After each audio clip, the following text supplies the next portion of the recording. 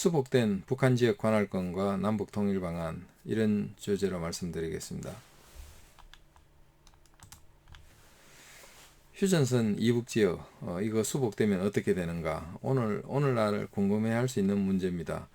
한국전쟁 때 38도선 이북으로 우리가 유엔군이 반격했을 때, 그리고 북한 지역 공산정권을 몰아냈을 때 북한에서 같은 문제가 있었죠. 이때 유엔에 의한 해결을 북한에 그대로 적용한다는 그런 원칙을 가지고 있었습니다.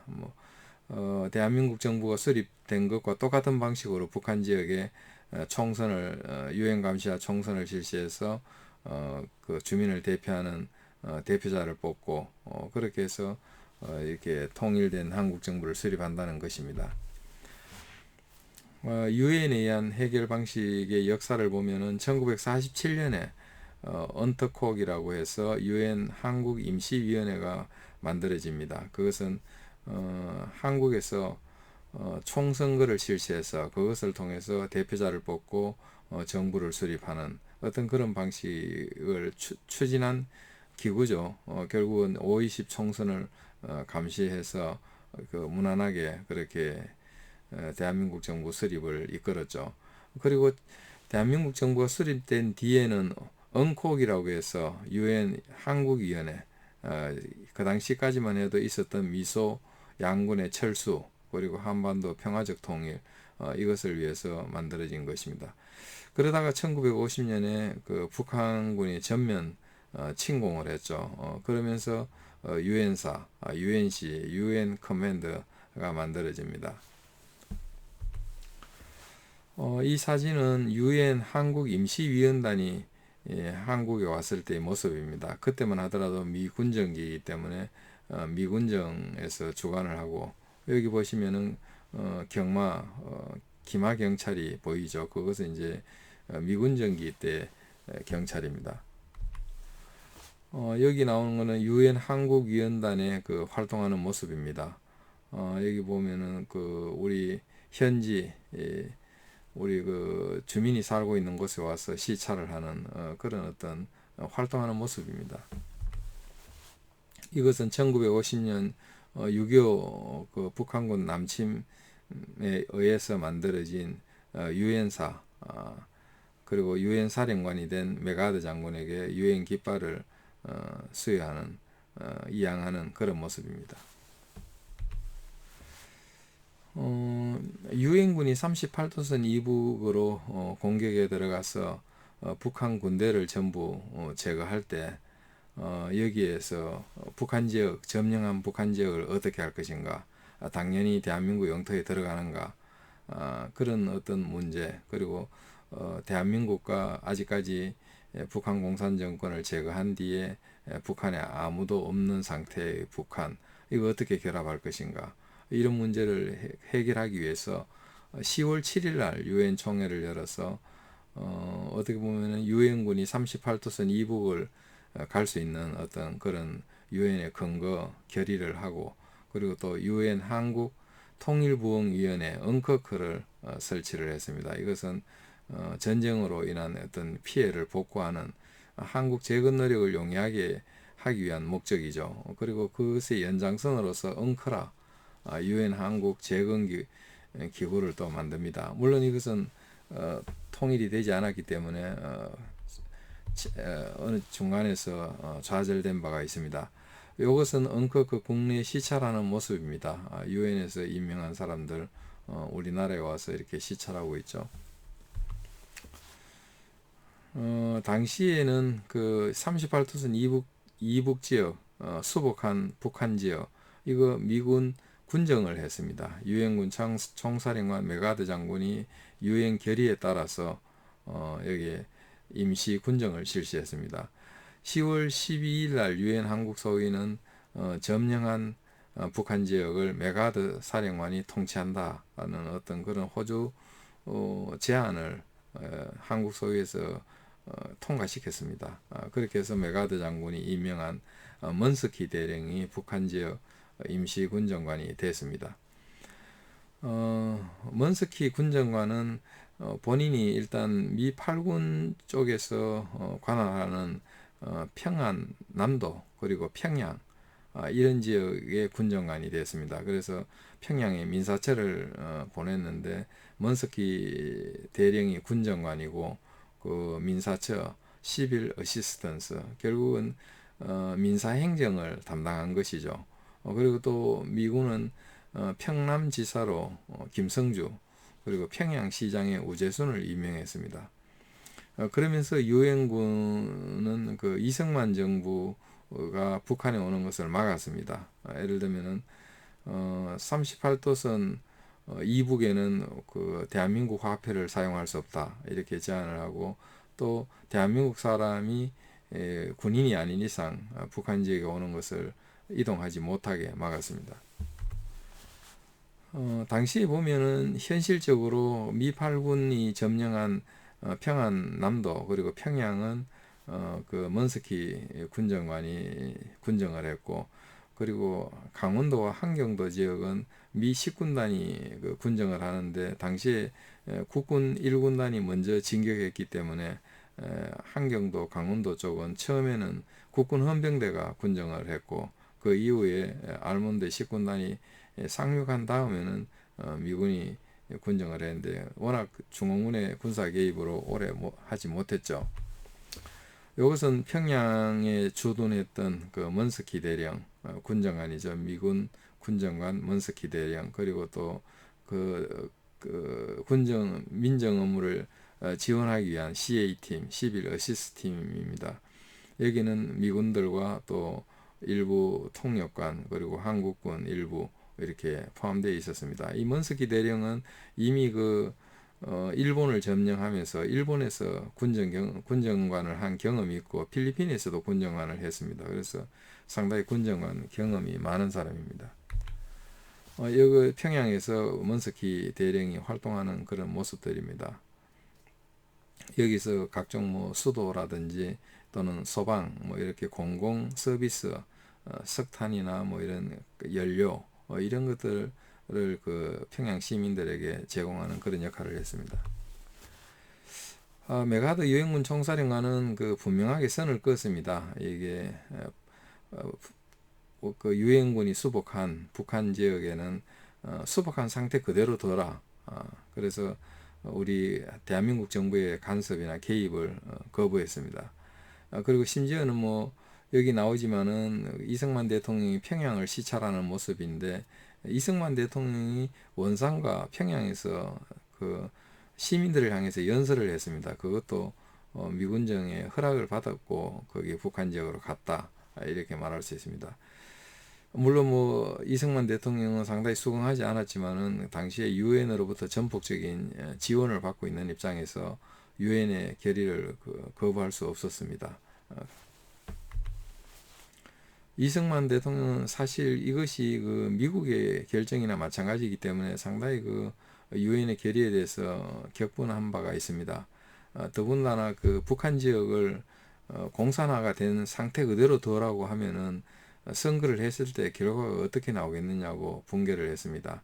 사실은 그 소련에 의한 공산화 조치를 제거해야 되는데 거기에 전혀 손을 대지 못하게 했기 때문에 그 상태에서 선거를 할 경우에 투표 결과가 상당히 걱정된다는 이야기죠.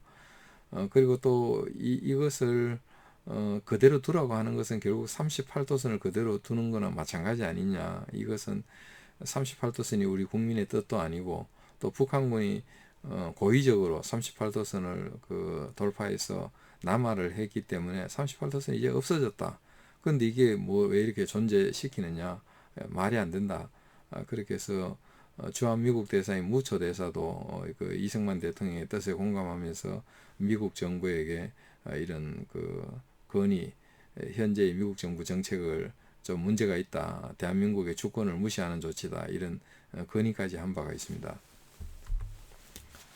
그러면서 이승만 대통령은 우리 관할 건이다. 북한 지역이나 북한 땅 그리고 압록강 두만강 아래 북한 땅 북한 주민 전부 다 우리 국민이고 우리 땅이다. 그래서 대한민국 행정이 미친다. 이건 어떤 조치가 필요한 것이 아니라 당연히 미친다. 그런 어떤 관점에서 북한에 그 이미 임명해 놓은 5도 도지사 부임하도록 했습니다. 그리고 평양에 경찰관 200명을 보냈습니다. 또 도시군에는 서북 청년의 단원을 책임자로 임명했습니다. 그런데 이거 경찰관은 미군이 해주해서 못 가게 저지를 했죠. 그렇게 해서 결국은 이 대통령의 어떤 북한에 대한 북한에 대한 우리 영토 또 북한 주민에 대한 우리 국민 의식이 결국은 미군정에 의해서 좌절된 바가 있습니다. 그래서 결국은 북한에는 대한민국 행정이 미치지 못했고 여기에 그 북한이 자치적으로 만든 어떤 그런 반공 단체들 이런 사람들이 이제 그 시도 이런 데서는 스스로 이렇게 치안을 유지를 했고 대한민국 정부에서는 평양에만 김정은 헌병대장을 평양 헌병대장을 파견했습니다. 평양에 김정은 헌병대장과 헌병대가 조던하면서 아주 그 죄가 있는 북한 공산당 간부나 장교들 이런 사람들 체포하거나 처형하거나 그렇게 해서 치안을 확보하고 또 일부 국군이 그 점령군 행세하는 것을 차단하면서 그런 어떤 비리나 문란 행위를 아주 통제를 했습니다. 그렇지만 전체적으로는 북한 지역에 권위 있는 당국이 부재했다는 그런 문제가 있죠. 물론 공식적으로는 문석기 대령이 치안을 담당하고 통치를 했지만은 군정 업무가 그 시민 행정 서비스이기 때문에 이런 어떤 정치적인 문제, 군사적인 문제 아주 속수무책이었습니다. 당시에 그 역사학자 김성칠은 유엔의 결정을 지지했습니다. 김성칠의 그 주안점은 남쪽에서 임명한 사람을 북한 지역에 보내면은 북한 지역 사람들이 좋아하겠느냐. 오히려 또 복수의 감정을 가지고 심하게 할 경우에 결국은 다스리는 자와 그 밑에 북한 주민 간에 괴리가 생기고 오히려 갈등과 좋지 못한 그런 결과가 나올 수 있다. 그래서 이게 통일이나 그 한민족 통합을 위해서는 남쪽에서 임명한 사람을 보내지 않는 게 좋고 북한에 있는 사람을 임명하는 게 옳다. 이러면서 유엔의 결정을 지지했습니다. 이것은 이제 일부만 그 알고 발언한 발언한 것으로 보입니다. 왜냐하면 유엔군 사령부도 북한의 평남도지사의 김성주 그리고 또 평양시장의 우재순을 파견한 바가 있습니다.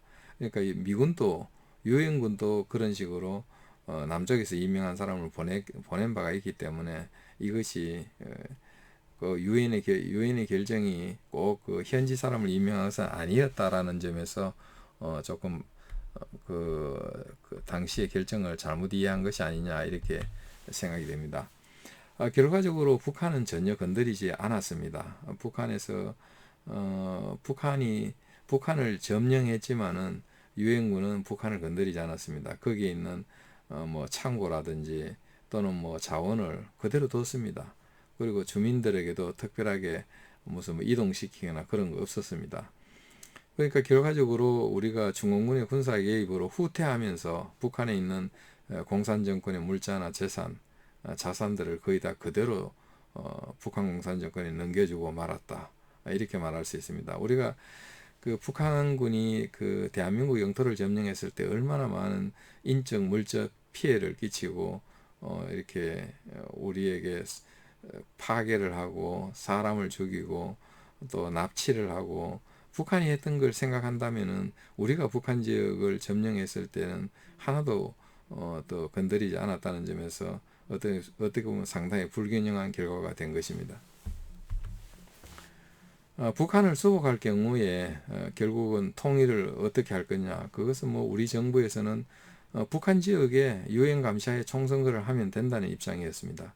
왜냐하면 대한민국이 이미 남쪽 지역에 한해서 그 유엔 감시하에 총선거를 하고 대표자를 뽑고 그 다음에는 정부를 수립했기 때문에 남은 북한 지역도 우리 대한민국이 했던 것과 똑같은 방식으로 해가지고 국회의원을 뽑고 그 국회의원들이 전체 국회의원 북쪽 지역에 비워놓은 의석을 차지하면 된다.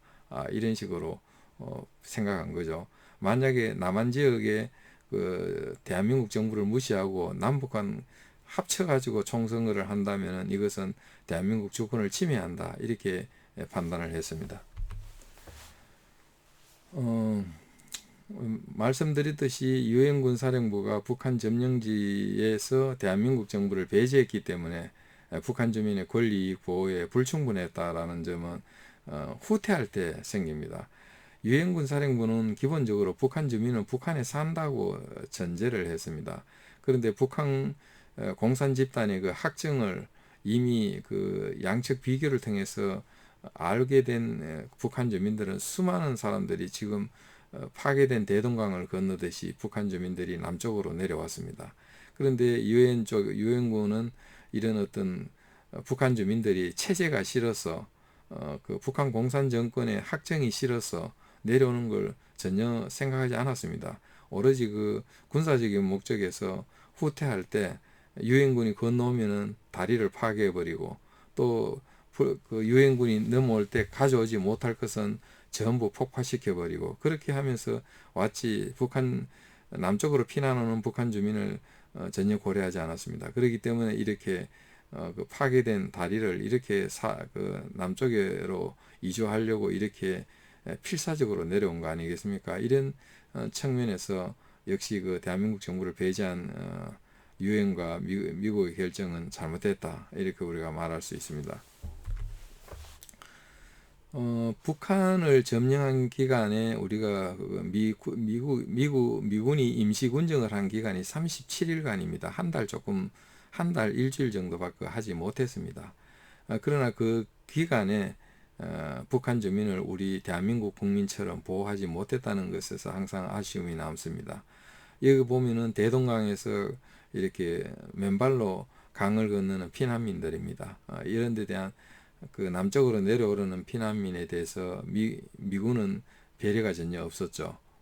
그런데 만약 이게 대한민국 군이 경찰이나 또는 대한민국에서 행정이 미쳤다면은 훨씬 더 조직적이고 그리고 또 시설이 양호한 그런 대안을 제시해 가지고 피난할 수 있도록 도와줬을 겁니다.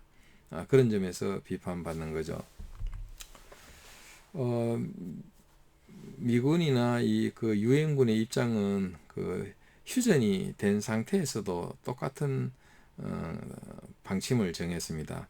당시에 그 38도선에서 휴전했을 때 휴전선은 서쪽은 북한이 과거에 그 남쪽 지역을 38도선 이남 지역을 가져갔고 이 동쪽은 과거에 38도선 이북 지역을 우리 대한민국이 가져왔습니다. 유엔군이 가져왔습니다. 이 경우에 그 수복된 그 우리 북한 지역 이것도 결국은 유엔군이 계속 관할을 했습니다. 경기도 연천, 포천, 동두천 일부 지역 그리고 강원도 금화, 철원, 화천, 양구, 인제, 고성, 속초, 양양 이 지역 당시에 그 휴전이 맺어졌지만은 여전하게 유엔사 관할이었습니다. 그러다가 1954년에 행정권 이양식을 해서 우리 대한민국 영토에 넣을 수 있었습니다. 그 기록으로 남긴 사진입니다. 그러면은 휴전선이 되면서 북한 지역에 들어갔던 옹진반도, 개성, 이거 38도선 이남에 있었지만은 휴전선으로 북한 지역에 들어갔죠. 이 지역은 어떻게 됐을까요?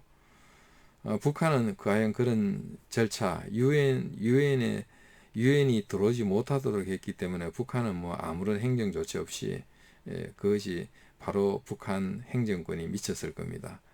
그렇게 북한군이 점령했던 것은 어떠한 유엔의 조치도 반영되지 못한 반면에 그 유엔군이 점령했던 지역 여기는 유엔군의 조치 또 미군의 조치를 해서 대한민국의 행정이 바로 행정권이 미치지 못했다는 거 어떻게 보면 그렇게 남한과 북한 사이에 이런 차이가 생긴 것이 유엔의 어떤 결의가 적용되느냐 적용되지 못하는 지역이냐에 따라서 결과가 달라진 케이스입니다. 예, 이상으로 강의를 마치겠습니다. 감사합니다.